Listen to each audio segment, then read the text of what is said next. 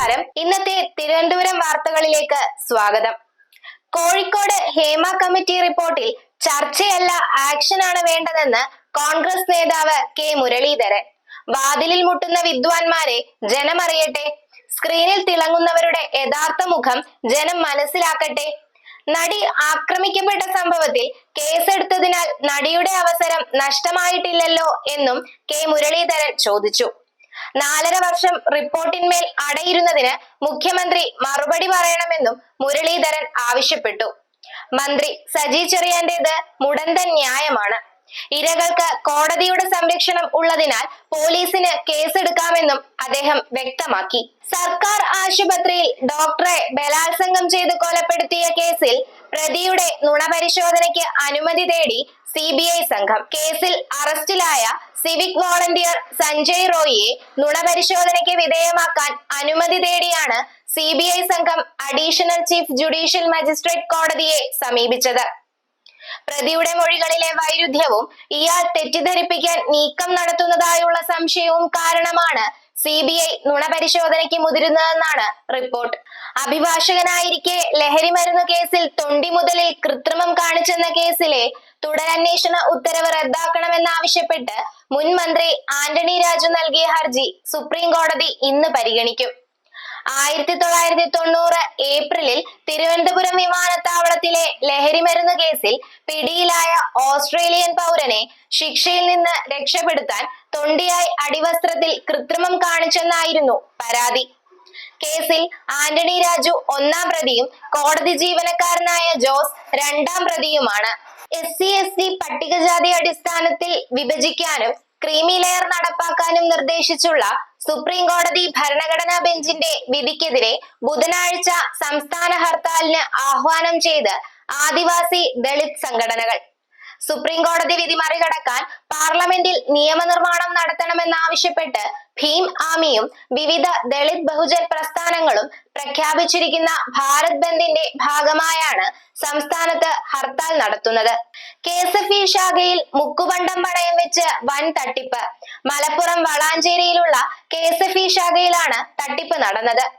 സംഭവത്തിൽ വളാഞ്ചേരി ശാഖയിലെ അപ്രൈസറായ രാജൻ, മുക്കുപണ്ടം പണയം വെച്ച പാലക്കാട് സ്വദേശികളായ അബ്ദുൽ നിഷാദ്, മുഹമ്മദ് ഷെരീഫ്, മുഹമ്മദ് അഷ്റഫ്, റഷീദ് അലി എന്നിവർക്കെതിരെ പോലീസ് കേസെടുത്ത് അന്വേഷണം ആരംഭിച്ചു. 221.63 പവൻ സ്വർണമാണെന്ന് വിശ്വസിപ്പിച്ചാണ് മുക്കുപണ്ടം പണയം വെച്ച് 1.48 കോടി രൂപ ഇവർ തട്ടിയത്. കടുത്ത പനിയെ തുടർന്ന് CPM ജനറൽ സെക്രട്ടറി സീതാറാം യെച്ചൂരിയെ ആശുപത്രിയിൽ പ്രവേശിപ്പിച്ചു.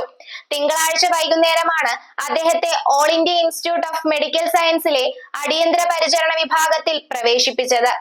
യെച്ചൂരിയെ ന്യൂമോണിയ ബാധിച്ചതായും ഗുരുതര ആരോഗ്യ പ്രശ്നമില്ലെന്നും പാർട്ടി നേതൃത്വം അറിയിച്ചു. തമിഴ്നാട്ടിലെ BSP അധ്യക്ഷൻ K ആംസ്ട്രോങ്ങിന്റെ കൊലപാതക കേസിൽ കുപ്രസിദ്ധ ഗുണ്ടാ നേതാവ് ആർക്കോട് സുരേഷിന്റെ ഭാര്യ പിടിയിൽ. S പേർക്കോടിയെ ഗൂഢാലോചന കുറ്റം ചുമത്തിയാണ് അറസ്റ്റ് ചെയ്തത്. ആരുദ്ര സ്വർണ്ണ നിക്ഷേപ പദ്ധതി തട്ടിപ്പുമായി ബന്ധപ്പെട്ട തർക്കത്തിൽ ഗോൾഡ് ട്രേഡിംഗ് കമ്പനിയെ പിന്തുണച്ച ആർക്കോട് സുരേഷ് നേരത്തെ കൊല്ലപ്പെട്ടിരുന്നു. മുൻ പ്രധാനമന്ത്രി രാജീവ് ഗാന്ധിയുടെ 80-ാം ജന്മവാർഷികത്തിൽ പ്രധാനമന്ത്രി നരേന്ദ്രമോദി അദ്ദേഹത്തിന് ആദരാഞ്ജലികൾ അർപ്പിച്ചു. 40 വയസ്സിൽ പ്രധാനമന്ത്രിയായി ചുമതലയേറ്റ രാജീവ് ഗാന്ധി 1984 മുതൽ 1989 വരെ അധികാരത്തിലായിരുന്നു. മെയ് 21-ന് തമിഴ്നാട്ടിലെ ശ്രീ പെരുമ്പത്തൂരിൽ തെരഞ്ഞെടുപ്പ് റാലിയിൽ പങ്കെടുക്കവെ LTTE ചാവേറാക്രമണത്തിൽ അദ്ദേഹം കൊല്ലപ്പെട്ടു. നമ്മുടെ മുൻ പ്രധാനമന്ത്രി ശ്രീ രാജീവ് ഗാന്ധിയുടെ ജന്മദിനത്തിൽ അദ്ദേഹത്തിന് ആദരാഞ്ജലികൾ, മോദി എക്സിലെ ഒരു പോസ്റ്റിൽ പറഞ്ഞു. കഴിഞ്ഞ ദിവസം പൂവാർ ആശുപത്രിയിൽ രാവിലെ എത്തിയ 180 രോഗികൾ. ഇവരെ ചികിത്സിക്കാനുണ്ടായിരുന്നത് ഒരു ഡോക്ടർ മാത്രം. ഇതു കാരണം അതിരാവിലെ എത്തുന്ന രോഗികൾക്ക് പോലും ചികിത്സ കിട്ടുന്നത് ഉച്ചയോടെ മാത്രമാണ്. ആവശ്യത്തിന് ഡോക്ടർമാരില്ലാത്തത് പൂവാറിലെ സർക്കാർ ആശുപത്രിയിൽ രോഗികൾക്ക് ദുരിതമായി മാറുകയാണ്. രാവിലെ 9-ന് തുടങ്ങുന്ന OPയിൽ ഡോക്ടർ എത്തുന്നതിന് മുൻപ് തന്നെ രോഗികളെ കൊണ്ട് ആശുപത്രി നിറഞ്ഞ സ്ഥിതിയാണ്. മഴക്കാലമായതോടെ തീരപ്രദേശത്താകെ പനി ഉൾപ്പെടെയുള്ള പകർച്ചവ്യാധികൾ പടർന്നു പിടിക്കുന്ന സ്ഥിതിയുണ്ട്. പഞ്ചായത്ത് പരിധിയിലെ തർക്കങ്ങൾ കോടതികളിൽ കയറാതെ പഞ്ചായത്തിൽ തന്നെ പരിഹരിക്കുന്നതിന് വെങ്ങാനൂരിൽ അവസരമൊരുങ്ങുന്നു. സംസ്ഥാനത്തെ ആദ്യത്തേതുമായ പഞ്ചായത്ത് സ്ഥിരം അദാലത്ത് സംവിധാനം വെങ്ങാനൂർ ഗ്രാമപഞ്ചായത്തിൽ തയ്യാറായി.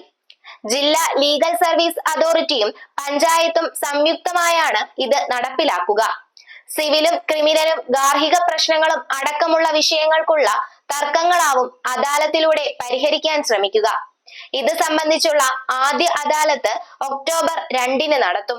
പത്മനാഭസ്വാമി ക്ഷേത്രത്തിൽ ഓൺലൈൻ വഴി ഓണവില്ല് നാളെ രാവിലെ 10 മുതൽ ബുക്ക് ചെയ്യാം. 17 മുതലാണ് ബുക്കിംഗ് നിശ്ചയിച്ചിരുന്നതെങ്കിലും സാങ്കേതിക തടസ്സങ്ങൾ കാരണം ബുക്കിംഗ് ആരംഭിക്കാനായില്ല.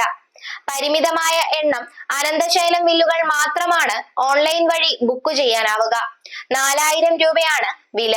തൈക്കാട് സ്ത്രീകളുടെയും കുട്ടികളുടെയും ആശുപത്രിയിൽ മരുന്നുമാറി കുത്തിവെപ്പെടുത്തതിനെ തുടർന്ന് അതീവ ഗുരുതരാവസ്ഥയിൽ SAT-യിൽ പ്രവേശിപ്പിച്ചിരുന്ന 10 വയസ്സുകാരൻ ആശുപത്രി വിട്ടു.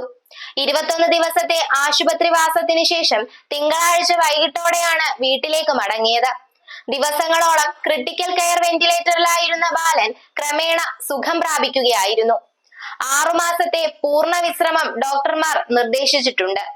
സംഭവത്തിൽ തൈക്കാട് ആശുപത്രിയിലെ 2 നഴ്സുമാർക്കെതിരെ നടപടിയും നഴ്സിംഗ് സൂപ്രണ്ടിനോട് വിശദീകരണവും ആരോഗ്യവകുപ്പ് ഡയറക്ടർ കൈക്കൊണ്ടു.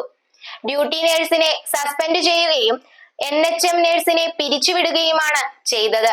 ഇതോടെ വാർത്തകൾ അവസാനിച്ചു. നന്ദി, നമസ്കാരം.